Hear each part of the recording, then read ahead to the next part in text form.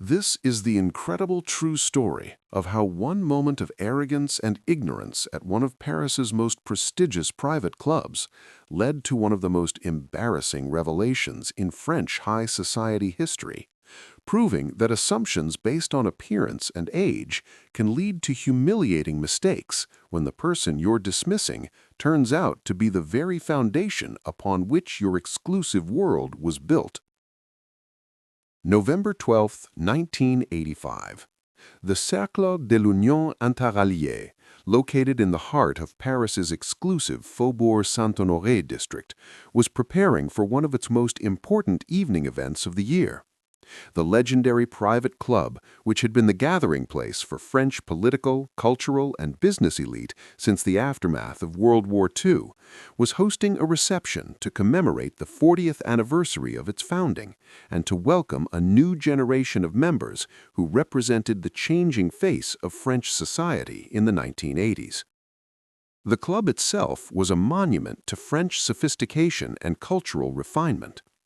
Housed in a magnificent 19th-century mansion that had once belonged to a prominent banking family, the Union Interalliée had been conceived in 1945 as a place where the intellectual and cultural elite who had rebuilt France after the war could gather to discuss politics, arts, and the future of European civilization.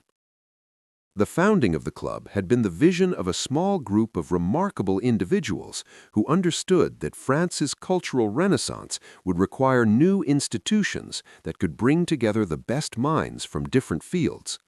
Among the most important of these founding members had been a young actor named Alain Delon, who at just 29 years old had already established himself as one of the most promising talents in French cinema and had demonstrated the kind of intellectual sophistication and cultural awareness that the club's founders valued. To Philippe, who was accustomed to evaluating people based on obvious displays of wealth and status symbols, Alain's understated appearance suggested someone who might not belong in such exclusive surroundings. The fact that he didn't immediately recognize Alain as a major celebrity or cultural figure led him to assume that this was probably someone who had gotten confused about the club's exclusivity, or who was perhaps seeking some kind of service or employment. As Alain approached the entrance, Philippe stepped forward with the kind of aggressive confidence that had served him well in his business dealings, but was completely inappropriate for the social situation he was creating. "Excuse me," Philippe said, his tone carrying the kind of condescending authority that he believed demonstrated his importance within the club hierarchy. "But I think there may be some confusion. This is a private members club, and tonight we're hosting an exclusive reception for invited guests only." Alain paused and looked at Philippe with the kind of calm, analytical gaze that had made him so effective in dramatic film roles. He could immediately see that he was dealing with someone who was making assumptions based on incomplete information, but his response was characteristically measured and polite. "I understand," Alain replied quietly. "I am here for the anniversary reception." But Philippe was not satisfied with this response. His assumption that Alain was some kind of confused visitor or service provider was reinforced by what he perceived as an inappropriately casual attitude toward the club's exclusivity. "Sir," Philippe continued, his voice becoming more dismissive, "I think you misunderstand the nature of this event. This is not open to the general public. If you're here to make a delivery or provide some kind of service, the staff entrance is around the back of the building. Guests and service providers are not permitted to use the main entrance." The suggestion that Alain should use the service entrance was not just insulting, it was a fundamental violation of the respect and courtesy that should characterize interactions between members of a civilized institution. Philippe had essentially classified Alain as hired help who was attempting to enter through an entrance reserved for members and their invited guests. Several other members who were entering the building had begun to notice the conversation, and there was a growing sense of discomfort as they realized that some kind of inappropriate confrontation was developing at the club's entrance. Alain's response to Philippe's insulting suggestion demonstrated the kind of grace under pressure that had characterized his approach to difficult situations throughout his career. Rather than responding with anger or indignation, he reached into his jacket pocket and withdrew a leather portfolio that he had carried to the reception. "I think," Alain said calmly, "there has indeed been a misunderstanding." He opened the portfolio and removed a set of documents that he handed to Philippe. The papers were official club records, printed on the Union Interallié's distinctive letterhead and bearing the signatures and seals that authenticated their legitimacy. "These are the original founding documents of the Cercle de l'Union Interalliée," Alain explained in the same quiet, controlled voice he had used throughout the encounter. "As you can see, my name appears prominently among the founding members who established this institution 40 years ago." Philippe looked down at the documents with growing confusion and horror. The letterheads were authentic, the signatures were clearly legitimate, and most importantly, Alain Delon's name appeared not just as a member, but as one of the principal founders who conceived, financed, and established the very institution that Philippe was now trying to exclude him from entering. The realization of what had just happened began to dawn on Philippe with the kind of cold, sinking sensation that accompanies the recognition of a catastrophic social error. He had not only insulted one of France's most respected cultural figures, but he had done so while that person was attempting to enter an institution that he personally founded and supported for 4 decades. But the full magnitude of Philippe's mistake was not yet complete. As word of what was happening at the entrance began to spread among the other members who were arriving for the reception, a small crowd began to gather, and Philippe found himself at the center of a situation that was becoming more. Before Philippe could respond, the gentleman continued. "This is Alain Delon, one of the founding members of this club and one of the most distinguished figures in French cultural life. He has been a member of this institution since before you were born, and his contributions to its founding and continued success are the reason you have the privilege of membership today." The embarrassment was now complete and public. Philippe had not only made a devastating error in judgment, but he had done so in front of other members who were shocked by his ignorance of the club's history and his disrespectful treatment of one of its most important figures. Alain's response to Philippe's mortification demonstrated the kind of character and class that had made him not just a successful actor, but a respected member of French cultural society for decades. Rather than using the situation to humiliate Philippe further or to demonstrate his own importance, he chose a response that reflected both his personal dignity and his understanding of how such situations should be handled. "I understand that you were trying to protect the club's exclusivity," Alain said gently, "and that is commendable. However, this situation illustrates the importance of understanding the institution you are representing before making assumptions about who does or does not belong here." He gestured slightly toward the documents that Philippe was still holding with trembling hands.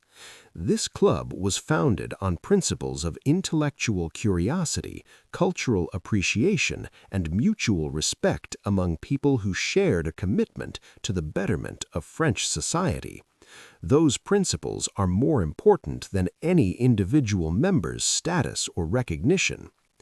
The educational moment was delivered without condescension or vindictiveness, but with the kind of authority that made it clear that this was not merely a suggestion, but a fundamental expectation about how members of the Union Interalliée should conduct themselves. The other members who had witnessed the encounter were visibly impressed by Alain's gracious handling of what could have been a much more confrontational situation. His ability to transform Philippe's ignorant behavior into a teaching moment about respect and institutional values demonstrated exactly the kind of character and judgment that had made him valuable as a founding member 40 years earlier. Word of what had happened spread quickly throughout the anniversary reception and eventually throughout Parisian high society. The story of the young nouveau riche member who had tried to send Alain Delon around to the service entrance became one of the most talked about social incidents of the 1985 season. For Philippe, the incident became a devastating lesson about the importance of understanding the history and culture of institutions before assuming authority within them. While Alain chose not to pursue any formal complaint or to call for Philippe's membership to be revoked, the social embarrassment was so complete and public that Philippe eventually resigned from the club and largely withdrew from Parisian high society. For the Union Inter-Alliée, the incident became a catalyst for renewed emphasis on educating new members about the club's history, founding principles, and the distinguished individuals who had created and sustained the institution. The club's management instituted new orientation programs for incoming members that included detailed information about founding members and their contributions to French cultural life. The story also became a favorite within French cultural circles as an example of how assumptions about people based on appearance or age can lead to embarrassing mistakes, and how true class and sophistication are demonstrated not through exclusionary behavior, but through knowledge, respect, and understanding of cultural traditions. For Alain personally, the incident reinforced his belief that institutions like the Union Interalliée served their highest purpose when they brought together people who shared intellectual curiosity and cultural values, rather than simply providing exclusive gathering places for the wealthy or socially ambitious. The broader cultural impact of the story extended beyond the specific incident to discussions about the changing nature of French society in the 1980s, the tension between old cultural establishments and new economic elites, and the importance of institutional memory in preserving the values and traditions that give meaning to exclusive organizations. Years later, when the Union Interalliée celebrated other significant anniversaries and milestones, the story of that November evening in 1985 was often retold as both an entertaining anecdote and a reminder about the importance of understanding and respecting the institutions we belong to and the people who created them. Most importantly, the incident served as a permanent reminder that true belonging to any institution requires not just the ability to pay membership fees or inherit privileges, but the knowledge, respect, and character to understand and uphold the values that give that institution its meaning and purpose. If this incredible story of assumptions meeting reality has entertained and educated you, make sure to subscribe and share this video with someone who needs to understand that true membership in any organization requires knowledge of its history and respect for those who built it. Tell us in the comments about times when you've witnessed someone make embarrassing assumptions about others, because sometimes the most important lessons about respect and humility are learned when our ignorance is exposed in the most public and embarrassing ways possible. The long-term impact of the incident extended far beyond that single evening at the Union Interalliée. Within Parisian cultural circles, the story became a classic cautionary tale about the dangers of making assumptions based on superficial observations and the importance of understanding institutional history before claiming authority within established organizations. Cultural critics and social observers began using the incident as an example of the broader tensions that were emerging in French society during the 1980s, as traditional cultural institutions encountered new forms of wealth and social ambition that were not always accompanied by corresponding knowledge or respect for established values and traditions. The story also influenced how other exclusive clubs and cultural institutions approached the orientation and education of new members. Many organizations began implementing more comprehensive programs designed to ensure that incoming members understood not just the privileges of membership, but also the responsibilities and the historical context that gave their institutions meaning and purpose. For Philippe Dubois personally, the incident became a transformative experience that fundamentally changed his approach to social interactions and his understanding of what it meant to belong to prestigious institutions. According to accounts from people who knew him after the event, he became much more thoughtful about learning the history and culture of organizations before assuming any position of authority within them. The incident